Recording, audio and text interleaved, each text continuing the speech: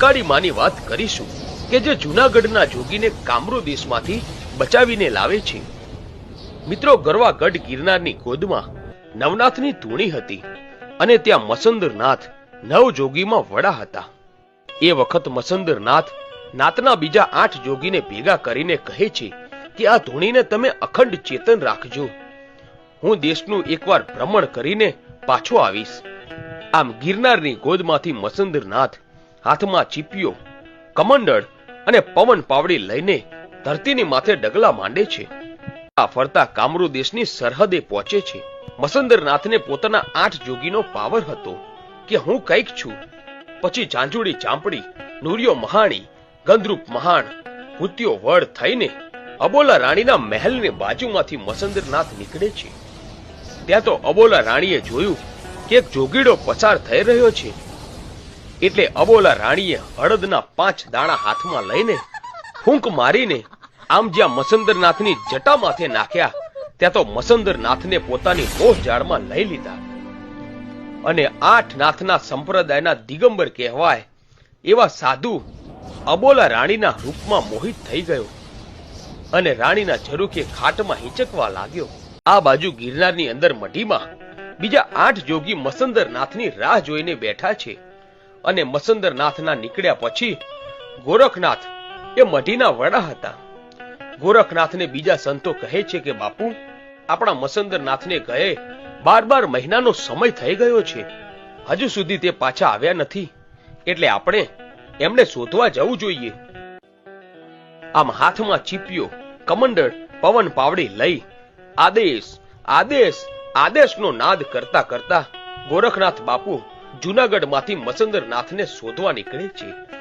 ગામડે ગામડે પૂછતા પૂછતા કામરૂ દેશની સરહદે પહોંચ્યા। ત્યાં બાવા બાળીનાથની મઢી જોઈ। બાવા બાળીનાથ પણ ધૂણી ધખાવીને બેઠા હતા। મઢીની ચારેય બાજુ ચૂડેલો રાહડા રમતી। ત્યાં ગોરખનાથે આદેશનો નાદ કર્યો। ગોરખનાથે આદેશનો નાદ કર્યો અને બાવા બાળીનાથે આંખો ખોલીને જોયું અને પૂછ્યું કે કોણ?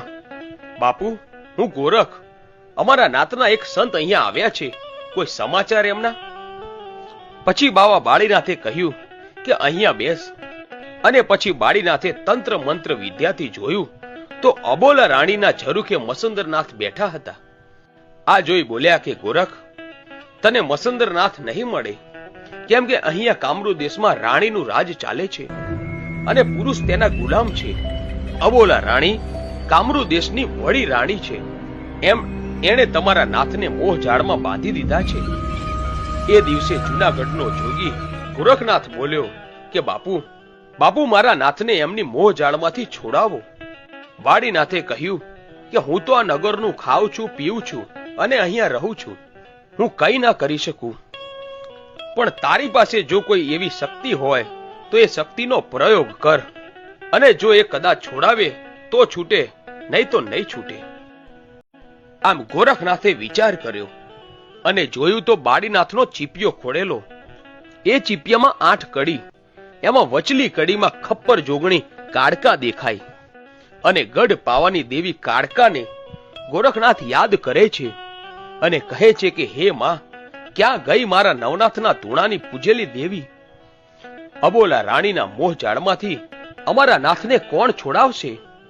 અને એ દિવસે કામરૂ દેશની સરહદે ગઢ પાવાની દેવી કાળકા આવીને ઊભી રહી।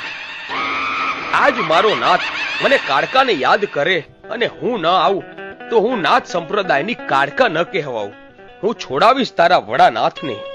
ગોરખ, તારી જોડીમાંથી ગાંજાની ચલમ પર, પછી 1 દમ, 2 દમ અને 3જો દમ ખેંચી તારા આખા ઉદરમાં ભરાઈ શકે એટલી ચલમ ખેંચ અને કામરૂ દેશની અબોલા રાણીના મહેલ તરફ એ ગાંજાના ધુમાડાની ફૂંક માર।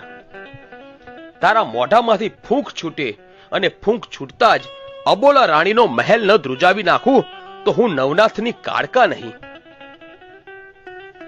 આમ માં કાળકાના કહ્યા પ્રમાણે ગોરખનાથે ચલમ ખેંચી ફૂંક મારી। ત્યાં તો અબોલા રાણીનો મહેલ ધ્રુજવા લાગ્યો। પછી તો અબોલા રાણી પોતાની મોહજાળ સંકેલીને ત્યાંથી ભાગી ગઈ અને મસંદરનાથને ત્યાંથી છોડાવી લીધા। આમ માં મહાકાળી માએ કામરૂ દેશમાંથી